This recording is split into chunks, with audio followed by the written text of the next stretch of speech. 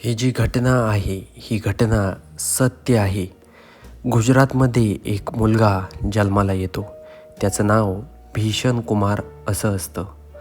तो गरीब घरामध्ये जन्माला येतो, पण तो जेव्हा 5 वर्षाचा होतो, तेव्हा त्याला खूप जास्त प्रमाणात कळायला लागतं. भीषणचे वडील खूप गरीब होते, पण तो भीषणला आपल्या पाठीमागच्या जन्माचे काही आठवणी येत होत्या. पाठीमागच्या जन्मात तो लक्ष्मीनारायण नावाचा एक व्यक्ती होता. लक्ष्मीनारायण हा आपल्या आईवडिलांना एकुलता एक मुलगा होता. एक दिवस लक्ष्मीनारायणचे वडील यांचा मृत्यू होतो. मृत्यू झाल्यानंतर लक्ष्मीनारायण आपला जो पैसा होता तो पूर्णपणे दारू पिण्यात आणि मुलींवर उधळायचा. लक्ष्मीनारायण एका ठिकाणी एक सुंदरी नावाची वैश्या त्याला आवडायची आणि तो त्याच्या सोबतच वेळ घालवायचा. एक दिवस तर सुंदरीच्या घरामध्ये एक व्यक्ती बाहेरून येतो. तो लक्ष्मीनारायण बघतो आणि त्याला खूप राग येतो. लक्ष्मीनारायणला खूप राग येतो आणि त्या रागामध्ये त्या व्यक्तीला तो गोळी घालतो. पोलीस खूप दिवस लक्ष्मीनारायणचा तपास करतात, पण लक्ष्मीनारायण आपल्या पैशाच्या जोरावर पोलिसांच्या हाती लागत नाही. त्याचबरोबर लक्ष्मीनारायण याने लग्न पण केलं नव्हतं, कारण जी सुंदरी नावाची मुलगी असते, लक्ष्मीनारायणला तिच्यासोबत राहायला खूप आवडायचं. त्यामुळे त्यांनी लग्नाचा विचार पण केला नव्हता.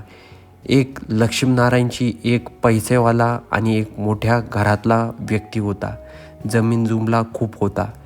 त्याला दारूचं खूप व्यसन होतं. एक दिवस वयाच्या 32व्या वर्षी लक्ष्मीनारायणचा मृत्यू होतो. तर गुजरातमध्ये त्याचं लक्ष्मीनारायणचा एक भीषण नावाच्या मुलाच्या रूपात त्याचा पुन्हा पुनर्जन्म होतो. त्याला जसं मोठा होत चालतो तसं त्याला आपल्या पहिल्या आयुष्याबद्दल आठवण येते. वयाच्या 10व्या वर्षी तो आपल्या वडिलांना माझ्यासाठी एक वैश्या आणा असं सांगतो. वडील पण गोंधळून जातात. तो स्वतःला लक्ष्मीनारायण समजत होता. त्याचबरोबर त्याला जी मुलगी सुंदरी नावाची आवडत होती, तिला पण त्याला भेटायला खूप आवडायचं. आणि लक्ष्मीनारायणने सुंदरीला आपल्या पुनर्जन्माबद्दल सगळं काही सांगितलं होतं. एक दिवस भीषण हा सुंदरीला आपल्या ऑफिसमध्ये भेटण्यासाठी बोलवतो, पण त्यावेळेस सुंदरीचं वय खूप जास्त झालेलं होतं आणि लक्ष्मीनारायणचं वय फक्त 23 वर्ष इतकं होतं. त्याला सुंदरी आपल्या ऑफिसमध्ये येणार ही गोष्ट ऐकून त्याला खूप आनंद होतो. सुंदरी जेव्हा ऑफिसला येते तेव्हा ते दोघेही बोलतात, आठवणी ताज्या करतात. त्याचबरोबर एक दिवस भूषण सुंदरीच्या घरी जाण्याचा निर्णय घेतो.